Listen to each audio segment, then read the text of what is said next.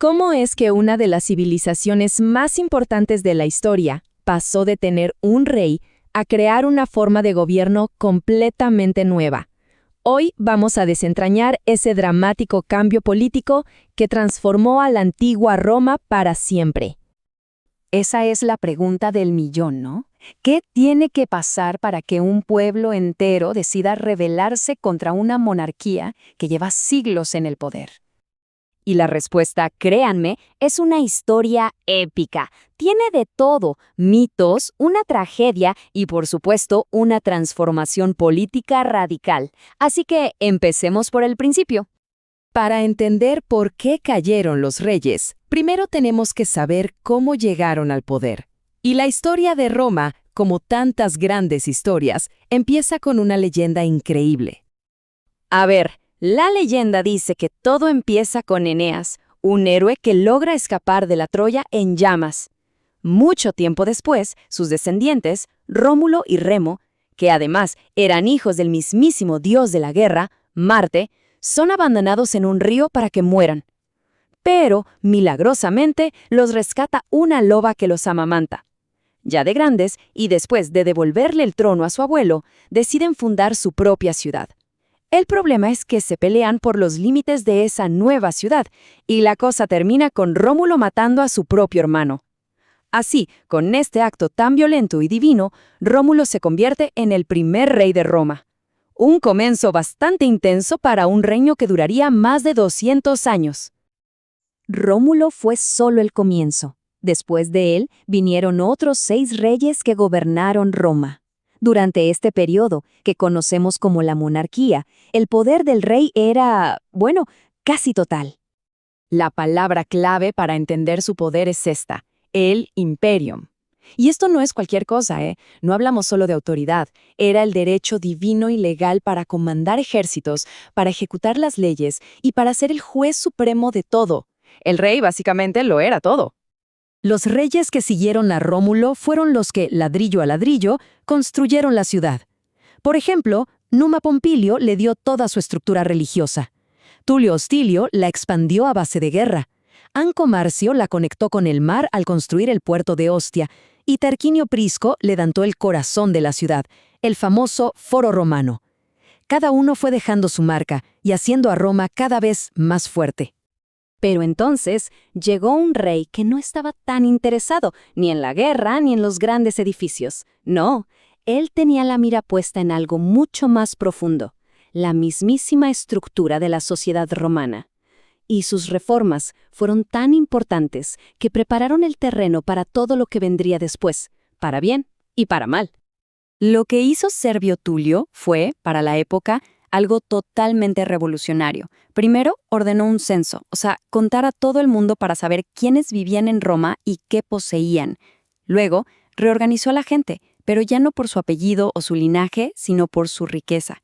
Esto rompió por completo la vieja estructura de tribus y creó una nueva asamblea donde por primera vez los plebeyos, la gente común, tenían un asiento junto a los patricios, la aristocracia. Miren, para que quede claro el cambiazo que fue esto. Antes, el poder era básicamente una lotería genética. Si nacías en la familia correcta, tenías influencia. Punto. Después de Servio Tulio, la cosa cambió. La influencia política se medía en dinero y propiedades, un giro de 180 grados. Esto suena a un gran paso hacia la igualdad, ¿verdad? Bueno, no tan rápido. La realidad era bastante más complicada. Y aquí está la letra pequeña del contrato. Sí, los plebeyos consiguieron algunos derechos, pero fue un trato un poco agridulce. Sus votos valían mucho menos que los de los ricos, y a cambio de esta ciudadanía, digamos, limitada, ahora tenían 2 obligaciones nuevas y muy pesadas: servir en el ejército y pagar impuestos. Al final del día, el poder real seguía en manos de la élite patricia. Y esta tensión entre clases se convertiría en el motor de gran parte de la historia de Roma. Toda esta tensión social que se estaba acumulando, súmenle el gobierno de un último rey tiránico, y lo que tenemos es la receta para una tormenta perfecta. Una revolución estaba a punto de estallar. La historia lo pinta como el clásico tirano arrogante y cruel. De hecho, llegó al poder asesinando a su suegro, el rey Servio Tulio. Su reinado fue un desafío constante a las tradiciones y al Senado, y la gente en Roma ya estaba llegando a su límite. Solo faltaba una chispa para que todo explotara. Y esa chispa fue una tragedia personal que se convirtió en un grito de guerra colectivo. El hijo del rey violó a Lucrecia, una mujer noble muy respetada. Ella, sintiendo que no podía vivir con la deshonra, reunió a su familia, les contó lo que había pasado y se quitó la vida delante de ellos. Este acto final de protesta fue tan impactante que la conmoción se transformó en furia por toda la ciudad. Fue un pariente de Lucrecia, un hombre llamado Junio Bruto, quien tomó el cuerpo sin vida y lo llevó al foro. Allí, su discurso encendió a la multitud, que se levantó en armas, expulsó a Tarquinio el Soberbio y a toda su familia de Roma, e hizo un juramento solemne. Nunca más un rey gobernaría la ciudad.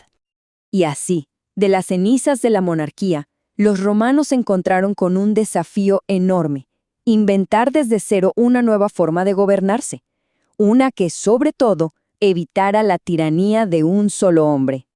Grábense bien este año, 509 a.C.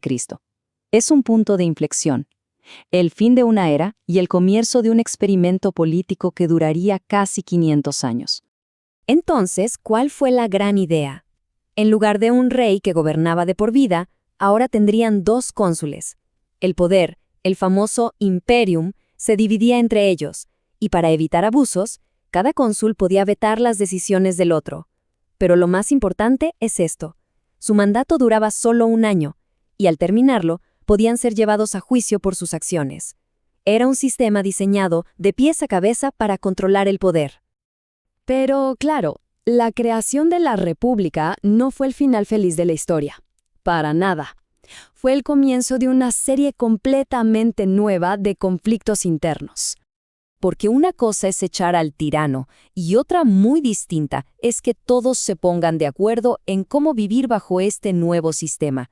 Las viejas divisiones entre ricos y pobres no desaparecieron de la noche a la mañana.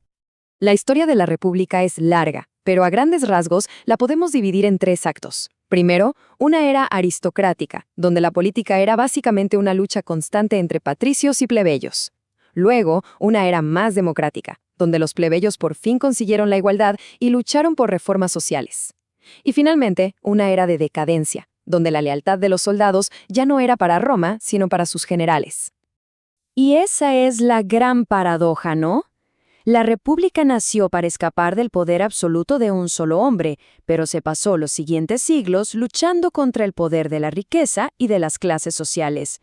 La misma lucha que las reformas de Servio Tulio habían iniciado, ahora definía a la nueva era.